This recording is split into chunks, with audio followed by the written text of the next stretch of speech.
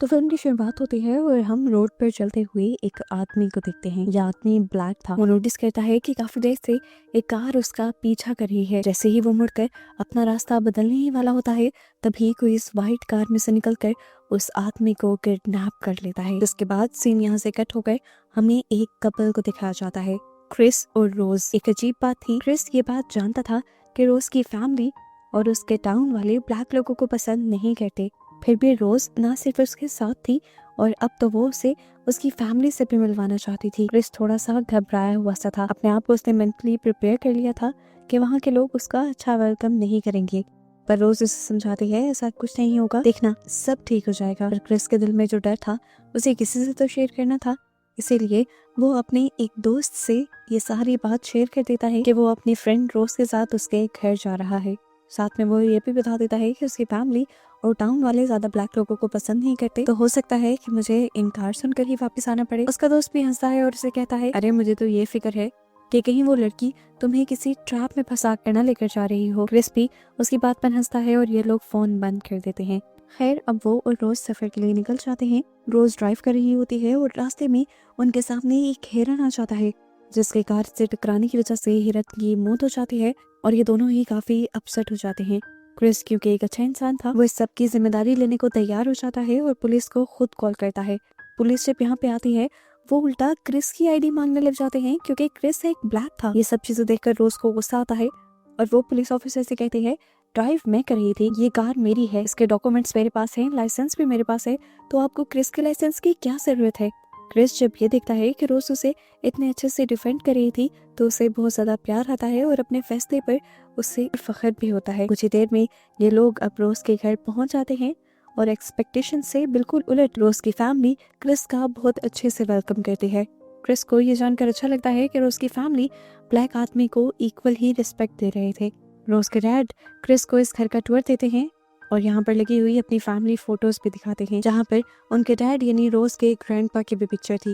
वो बताते हैं कि इन्होंने ओलंपिक में दूसरी पोजीशन हासिल की थी रेस में, क्योंकि पहली पोजीशन एक ब्लैक आदमी ने ले ली थी।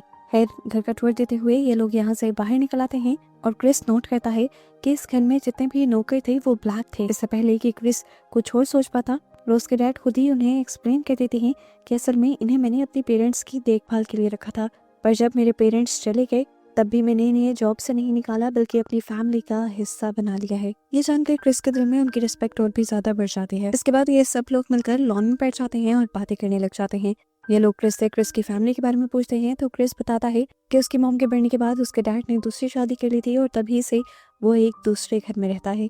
ये जानकर रोज के डैड को एक अजीब सी खुशी होती है। उनके मुंह पर हमें एक अजीब सा एक्सप्रेशन दिखते हैं, ऐसे जैसे कोई उनका मकसद पूरा हो गया हो। यहीं पर अब रोज के डैड उससे अगला सवाल करते हैं, क्या तुम स्मोकिंग करते हो? क्रिस कहता है, हाँ करता तो हूँ, लेकिन मैं इसे जल्दी छोड़ना चाहता हूँ। तो उसके डैड कहते हैं, मुश्किल नहीं, तुम इसके लिए मेरी वाइफ से हेल्प ले सकते हो, वो एक मेंटलिस्ट है और हिप्नोटाइज करके कुछ भी कर सकते हैं। उसने मुझे भी हिप्नोटाइज करके मेरी सिगरेट छुड़वा दी थी। क्रिस को ये बात थोड़ी अजीब लगती है कि जो आदत वो इतने सालों से छोड़ना चाह रहा था, क्या हिप्नोटाइज के एक सेशन से उसकी ये आदत जा सकती थी। खैर, वो मुस्कुरा देता है और यहाँ पर इनकार कर देता है। खैर, अब डायरेक्ट डिनर का टाइम हो जाता है और डिनर करते हुए क्रिस नोटिस करता है कि इस घर की मेड अजीब तरीके से उसके ऊपर नजर रखी हुई थी। इतनी ही देर में यहाँ पर रोज का भाई भी आ जाता है, जो उससे काफी अजीब बातें करता है और उसे फाइट करने को भी कहता है, पर क्रिस बहुत ही अक्लमंदी से उसे मना कर देता है। डिनर के बाद ये लोग रूम में चले जाते हैं और रोज क्रिस से अपने भाई के बिहेवियर के लिए माफी मांगती है, लेकिन क्रिस उसे कहता है, मुझे कुछ बुरा नहीं लगा। इसके बाद ये लोग सोने की कोशिश करते हैं। रोज तो सो जाते हैं, पर क्रिस को आज नींद नहीं आ रही थी। उसे यहाँ की वाइब कुछ अजीब लग रही थी। बज़ाहिर तो सब कुछ यहाँ ठीक था, लेकिन क्या अजीब था उसे ये भी समझ नहीं आ रहा था। कंफ्यूजन में अब वो घर से बाहर चला जाता है और देखता है कि वो आदमी जो यहाँ पर गार्डनिंग कर रहा था, वो तेजी से भागते हुए उसकी तरफ आ रहा है। वो डर जाता है, लेकिन यह आदमी उसको कुछ भी किए बगैर यहाँ से अपने ट्रैक पर चला जाता है, जैसे वो भागने की प्रैक्टिस कर रहा हो। जबकि वो ऊपर विंडो में देखता है तो वहाँ मही कुक खड़ी हुई दिखाई देती है, जो अभी भी उसे अजीब नजरों से घूर रही थी। उसे ये सब बहुत ज्यादा अजीब लग रहा था, इसीलिए वो अंदर चला गया। क्रिस ने बाहर स्मोक भी किया था। अब जैसे ही वो घर के अंदर आया तो उसकी स्मेल से रोज की मॉम को पता चल गया कि वो स्मोकिंग करके आया है, इसीलिए वो क्रिस से कहती है, ये तुम्हारी आदत अच्छी नहीं है, आओ बैठो, मैं तुम्हारी आदत छुड़वा देती हूँ। क्रिस बैठना नहीं चाहता था, पर पता नहीं उनके लफ्जों में ऐसा क्या था कि क्रिस उस तरफ खींचता चला गया और उनके सामने सोफे पर बैठ गया। इस औरत के हाथ में इस टाइम एक चाय का कप और एक चम्मच थी जिसे वो बार बार घुमा रही थी। वो क्रिस की मॉम की मौत के दिन के बारे में सवाल करती है तो क्रिस थोड़ा ऑकवर्ड हो जाता है। वो जवाब नहीं देना चाहता था, लेकिन हमने देखा कि उस औरत ने जैसे ही कप में चम्मच तेजी से हिलाना शुरू किया तो क्रिस जैसे हिप्नोटाइज होने लगा। उसकी आंखों से आंसू आ गए और वो किसी ट्रांस में जाते हुए इस औरत को सारी वो बातें बताने लगा जो वो बताना भी नहीं चाहता था। क्रिस को समझ नहीं आ रहा था कि क्या हो रहा है। वो औरत सिर्फ एक कप और एक चम्मच से उसे हिप्नोटाइज कर रही थी।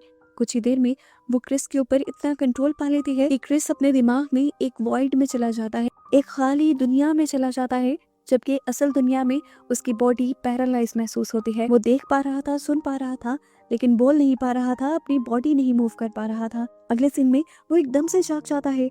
इस टाइम वो अपने बेड पर था। उसे लगा कि रात जो कुछ हुआ वो सिर्फ उसका ख्वाब है। उसने बहुत बड़ा शुक्र किया। फिर सब कैमरा लिए बाहर चला जाता है, वॉक करते हुए कुछ जंगल में पिक्चर्स वगैरह लेता है और जब वो वापस आता है तो उसकी मुलाकात यहाँ के गार्डनर से हो जाती है। क्रिस उससे अच्छे से बात करना चाहता था, उसे अपना दोस्त बनाना चाहता था, पर यहाँ क्रिस एक अजीब सी चीज फील करता है कि वो लड़का जवान होकर भी बूढ़ों जैसी बातें कर रहा था।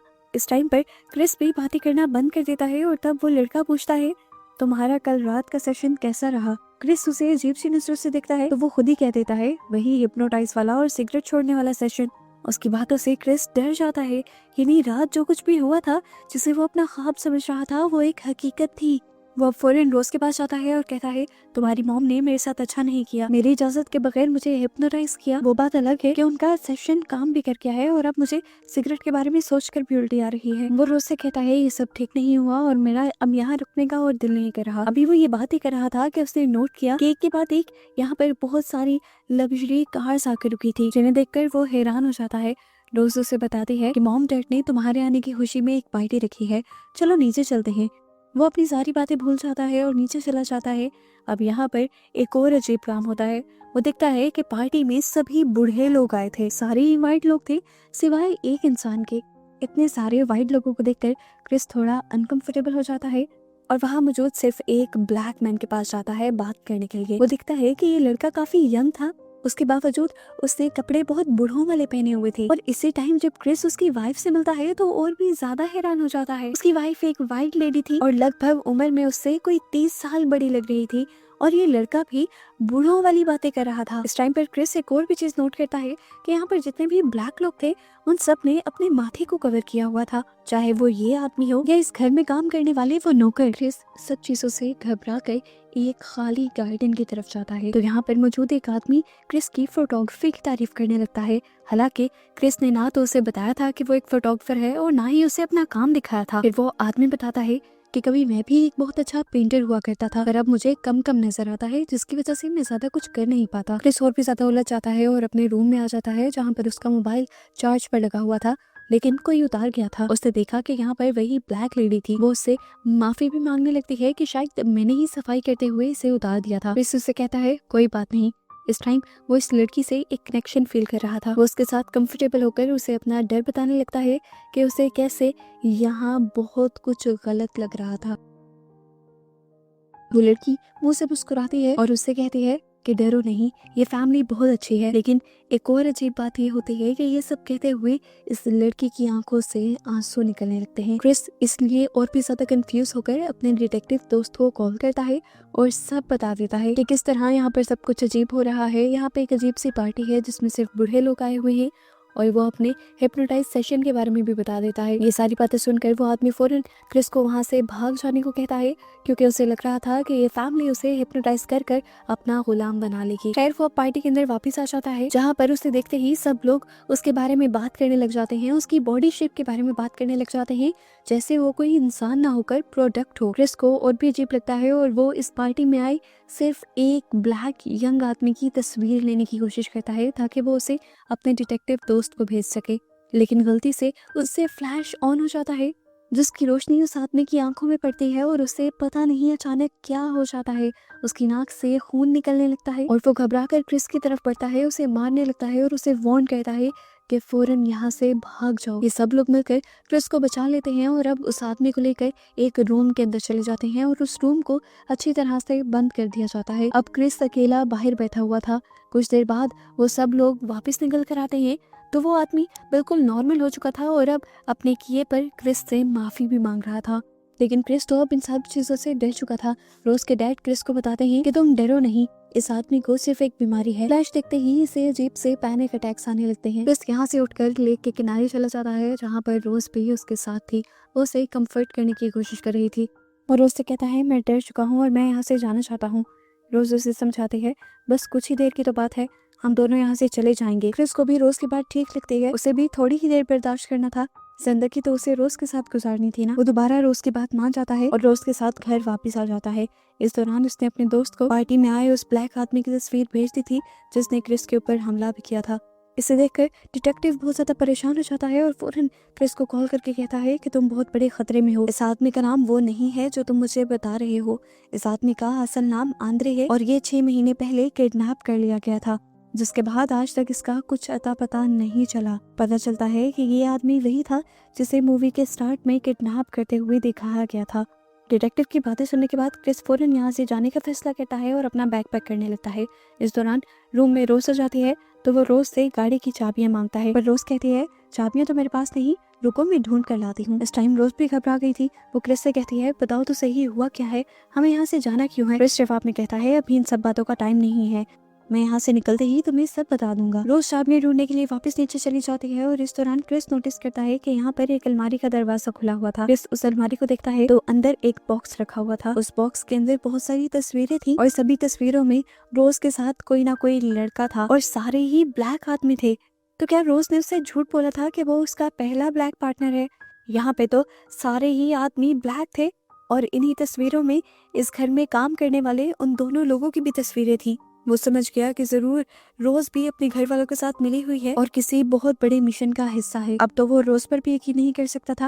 वो अपना बैग लेकर फौरन नीचे आता है ताकि वो यहाँ से भाग जाए, लेकिन नीचे अब रोज की पूरी फैमिली उसका इंतजार कर रहे थे, हाथों में अपने अपने हथियार लिए। इस टाइम वो रोज पर चिल्लाता है, गाड़ी की चाबी तो रोज रोते हुए बताती है मुझे वो नहीं मिल रही। ये सुनने के बाद वो अकेला ही यहाँ से आगे बढ़ने लगा, लेकिन तभी रोज ने भी अपना असली रंग दिखा दिया। उसने दिखाया कि चाबी उसके पास ही थी पर वो उसे देना नहीं चाह रही थी। अब वो जब बाहर जाने की कोशिश करता है तो उसका रास्ता रोज का भाई रोक लेता है और वो जब रोज के भाई पर अटैक करने की कोशिश करता है तो पीछे से रोज की मॉम गप पर चम्मच मारते हुए उसे हिप्नोटाइज कर देती हैं और उसकी बॉडी को पैरालाइज कर देती हैं। उसका ब्रेन एकदम से वॉइड में चला जाता है, उसे कुछ समझ नहीं आता, जिसके बाद अब वो पूरी फैमिली मिलकर क्रिस को बेसमेंट में ले जाने लगते हैं। यहाँ डिटेक्टिव जो बार बार क्रिस को कॉल करने की कोशिश कर रहा था, जब क्रिस उसकी कॉल नहीं उठाता तो वो समझ जाता है क्रिस खतरे में है। वो अपने डिपार्टमेंट के सभी ब्लैक लोगों को इकट्ठा करता है और उन्हें क्रिस की मुश्किल के बारे में बताता है, पर उसकी इस अजीब सी कहानी पर कोई भी एतबार नहीं करता क्योंकि वो कह रहा था कि व्हाइट लोगों ने क्रिस को हिप्नोटाइज करके अपना गुलाम बना लिया है। खैर इनकी बातों से अब वो डिटेक्टिव समझ जाता है कि उसे जो भी करना है खुद ही करना होगा। दूसरी तरफ क्रिस को बेसमेंट के अंदर होश आता है और वो अपने आप को एक चेयर से बंधा हुआ पाता है। उसके सामने इस टाइम एक पुरानी टीवी पर एक वीडियो चल रही थी। इस वीडियो से उसे पता चलता है कि असल में रोज के दादा ने एक तरीका निकाल लिया था बूढ़े इंसानों को दोबारा से जवान करने का। जब वो रेस में हारे थे एक ब्लैक इंसान से, तब उन्होंने रियलाइज किया था कि ब्लैक इंसानों की बॉडी व्हाइट इंसानों से कहीं ज्यादा अच्छी होती है और ब्लैक लोग व्हाइट लोगों से बहुत कम बीमार होते हैं। इसलिए उन्होंने बूढ़े व्हाइट लोगों की जिंदगी बढ़ाने का एक तरीका निकाल लिया था, जो ये था कि वो एक बूढ़े व्हाइट आदमी का ब्रेन एक जवान ब्लैक आदमी के सर में इम्प्लांट कर देंगे और इस तरह उस बूढ़े इंसान को एक नई जिंदगी मिल जाएगी। क्रिस इन सारी बातों को सुनकर बहुत ज्यादा डर जाता है। इससे पहले कि वो अपने लिए कुछ कर पाता, इस स्क्रीन पर उसका पुरचम्मच का साउंड सुनाई देता है और क्रिस दोबारा से बेहोश हो जाता है। अगली मर्तबा जब उसे होश आया तो टीवी पर उस आदमी की वीडियो चल रही थी जिसने अब खामोश ऑक्शन में क्रिस को खरीद लिया था। वो व्हाइट आदमी अब क्रिस से बात कर रहा था। वो उससे कहता है कि मैं तुम्हारी सारी कंफ्यूजन दूर करना चाहता हूँ। अब जो तुम्हारे साथ होने जा रहा है उसके बाद तुम्हारी पूरी बॉडी पर मेरा कंट्रोल होगा। इसका पहला स्टेप ये होता है कि तुम्हें हिप्नोटाइज करके पहले एक वॉइड में भेज दिया जाता है तुम्हारे दिमाग को एक ऐसी दुनिया में भेज दिया जाता है जहाँ पर वो काम नहीं कर पाता। उसके बाद हमारा एक ऑपरेशन होता है, जिस ऑपरेशन के जरिए मेरा दिमाग तुम्हारी बॉडी के अंदर डाल दिया जाएगा और उसके बाद तुम्हारी बॉडी पर फिर मेरा कंट्रोल होगा। अब क्रिस को सारा खेल समझ आ गया था। असल में रोज भी इस खेल का बहुत बड़ा हिस्सा थी। वो ब्लैक लोगों को फंसा कर इस घर तक लेकर आती थी और रोज के मॉम डैड उन ब्लैक लोगों को अमीर लोगों के हाथों बेच दिया करते थे और अमीर और बीमार लोग जो अपनी जिंदगी बढ़ाना चाहते थे वो इस तरह ब्लैक लोगों की बॉडी खरीद कर अपनी जिंदगी बढ़ा लेते थे और उन ब्लैक जिस्मों में उन ब्लैक लोगों का अपना दिमाग और अपनी जिंदगी कहीं खो सी जाती थी, मर जाती थी। असल में पहले 3 ब्लैक लोग जो उसने यहाँ पर देखे थे उनके साथ भी यही किया गया था। इस वजह से तो जब वो औरत क्रिस को बता रही थी कि ये फैमिली बहुत ज्यादा अच्छी है तो उसकी आंखों में से आंसू भी आ रहे थे। असल में वो जो डायलॉग बोल रही थी वो एक वाइट औरत के ब्रेन की बोल रही थी, लेकिन उसके अंदर की असली फीलिंग्स क्रिस को ये बताना चाहती थी कि वो खतरे में है और यहाँ से भाग जाए। जब वो ये फीलिंग्स नहीं बता पा रही थी तो उसकी फीलिंग्स आंसुओं के जरिए निकल रही थी। वो अपने सर भी हमेशा इसीलिए कवर करके रखते थे क्योंकि उनके सर पर सर्जरी का निशान था जिन्हें वो हमेशा छुपाना चाहते थे। इस टाइम पर क्रिस नोटिस करता है कि वो जिस चेयर पर बैठा हुआ था उसमें से कुछ कॉटन निकल रही थी, लेकिन वो अब क्या भी कर सकता था। यहाँ स्क्रीन पर दोबारा कप और चम्मच का साउंड सुनाई देता है और क्रिस बेहोश हो जाता है। यहाँ हमें दिखाया जाता है रोज करहर जो कि एक डॉक्टर थे, एक न्यूरो सर्जन थे, वो उस अमीर आदमी के सर से दिमाग निकाल लेते हैं ताकि उसे क्रिस की बॉडी में ट्रांसप्लांट किया जा सके। अब रोज का भाई जैसे ही क्रिस को लेने के लिए इस रूम के अंदर आता है तो क्रिस एकदम से उठकर पीछे से उसके ऊपर हमला कर देता है। पता चलता है कि जब कप और चम्मच का साउंड उसे सुनाई देना था और उसने बेहोश होना था तब उसने कानों में वो रुई डाल ली थी, जिसकी वजह से वो हिप्नोटाइज हुआ ही नहीं था और उसने अपने आप को भी छुड़वा लिया था। अब यहाँ पर काफी देर तक जब डॉक्टर का बेटा क्रिस को लेकर यहाँ नहीं आता तो वो खुद क्रिस को देखने के लिए बाहर निकलते हैं, लेकिन क्रिस तो पहले ही उन्हीं के इंतजार में खड़ा था। एक बड़ा सा हिरन का स्टैचू लिए उनको बाहर आता देखकर वो स्टैचू उनके पेट के अंदर स्टैब कर देता है और हिरन के सींग उनकी बॉडी के आर पार हो जाते हैं और उनकी वहीं पर मौत हो जाती है। इसके बाद जब वो भागने के लिए बाहर आता है तो वहाँ उसे रोज की मॉम दिखाई दे देती है। उसे इस तरह खड़ा देखकर रोज की मॉम समझ जाती है कि वो हिप्नोटाइज नहीं हुआ। वो फौरन उसे हिप्नोटाइज करने का सोचती है और अपने कप और चम्मच की तरफ भागती है, लेकिन इससे पहले कि वो उस तक पहुंच जाती क्रिस ज्यादा तेजी से भागता है और उनके पहुंचने से पहले ही उस कप और चम्मच को गिरा कर तोड़ देता है। इस कप और चम्मच के बगैर ये औरत कुछ भी नहीं थी, ये कप और चम्मच ही उसकी सारी ताकत थे। अब अपने आप को बचाने के लिए वो यहाँ से एक स्क्रू ड्राइवर उठा लेती है और क्रिस के ऊपर हमला करने की कोशिश करती है, पर क्रिस इस हमले को ना सिर्फ रोकता है बल्कि उसी के हाथ में पकड़ा हुआ स्क्रू ड्राइवर उसी के सर के अंदर स्टैब कर देता है और वो औरत भी यहीं पर मर जाती है। दूसरी तरफ हमें दिखाया जाता है कि उन दोनों के बेटे को होश आ चुका था जो अब क्रिस को रोकने के लिए उसके पीछे भागता है, लेकिन क्रिस ने इस टाइम जो अपने हाथ में स्क्रू ड्राइवर पकड़ा हुआ था उसी से वो उस आदमी की टांग पर काफी मरतबा हमला करता है और फिर उससे अपनी जान छुड़वा कर यहाँ से भागने की तैयारी करता है। जबकि ऊपर रोज वो तो बड़े मजे से अपने कानों में हेडफोन लगाए एक नए शिकार की तलाश में निकल चुकी थी। क्रिस यहाँ से बाहर निकलने में कामयाब हो चुका था। वो एक गाड़ी में बैठता है और यहाँ से भागने ही वाला होता है कि उसकी गाड़ी से इस घर की काम वाली टकरा जाती है, जो असल में इस घर की काम वाली थी नहीं। उसके सर में असल में रोज के ग्रैंड माँ का दिमाग था। वैसे तो इस टाइम क्रिस को उसके बारे में सोचना नहीं चाहिए था, लेकिन जब वो उस लड़की को रोड पर पड़ा देखता है तो उसे अपनी मॉम की याद आती है। बचपन में भी उसकी मॉम की बिल्कुल इसी तरह मौत हुई थी। एक एक्सीडेंट में वो इसी तरह रोड पर गिर गई थी और क्रिस क्योंकि बहुत छोटा था तो वो एम्बुलेंस को नहीं बुला पाया था। इन सारी चीजों को याद करते हुए क्रिस उस औरत को रेस्क्यू करने का फैसला करता है ताकि बचपन के रिग्रेट्स उसके दिल से खत्म हो सकें। पता चलता है कि इस एक्सीडेंट की आवाज ऊपर से रोज ने भी सुन ली थी। वो भी अब बंदूक लिए बाहर आ जाती है, जबकि गाड़ी में वो औरत भी क्रिस के ऊपर ही हमला कर देती है कि तुमने मेरी पूरी फैमिली को मार डाला। उसके हमला करने की वजह से क्रिस जो इस टाइम गाड़ी चला रहा होता है उसकी गाड़ी का बैलेंस आउट होकर गाड़ी एक दरख्त से टकरा जाती है और इस एक्सीडेंट की वजह से वो लड़की आखिर मारी जाती है और क्रिस बच जाता है। गाड़ी से निकलकर वो यहाँ से भागने की कोशिश करता है तो पीछे से रोज उसके ऊपर कई गोलियां चलाती है, पर क्रिस सारी गोलियों से बच जाता है। तो यहाँ पर रोज अपने ग्रैंडपा को आवाज देती है, या कह लें कि उस आदमी को आवाज देती है जिसके सर में उसके ग्रैंडपा का दिमाग था। अब क्योंकि उसके ग्रैंडपा एक बहुत बड़े रेसर रह चुके थे तो वो जल्दी से भागकर क्रिस को पकड़ भी लेते हैं और उसे गला घोंट कर मारने भी लगते हैं। इस टाइम क्रिस मर ही जाता है, पर एकदम से उसके दिमाग में एक आइडिया आता है। वो अपना मोबाइल निकालता है और उसकी फ्लैश ऑन कर देता है, जिससे ये लड़का जो असल में हिप्नोटाइज था वो अपनी असल स्टेट में वापस आ जाता है होश में आते ही वो आदमी एक सेकंड में सारी गेम समझ जाता है कि उसे हिप्नोटाइज करके उसके सर में किसी और का दिमाग डाला गया है जो ज्यादातर उसकी बॉडी पर कंट्रोल रखे हुए है। वो रोज के दिए हुए धोखे को भी समझ आता है और इस टाइम रोज के सामने एक्टिंग करता है और कहता है ये बंदूक मुझे दो, मैं इस आदमी को मारना चाहता हूँ। रोज उसे वो बंदूक पकड़ा देती है और वो आदमी रोज पर ही शूट कर देता है।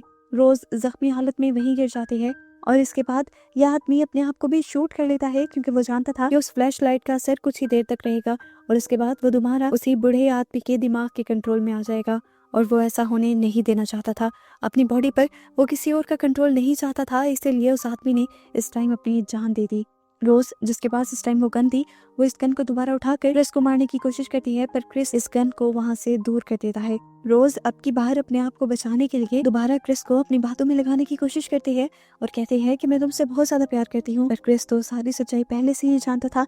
वो उसकी बातों में नहीं आता और उसका गला घोटकर उसे मार देता है। इसी टाइम पर यहाँ पर पुलिस आ जाती है और क्रिस ये देखकर बहुत ज्यादा डर जाता है। वो जानता था कि पुलिस उसे ही कसूरवार समझेगी क्योंकि उन्होंने अपनी आंखों से उसे रोज को मारते हुए देखा था।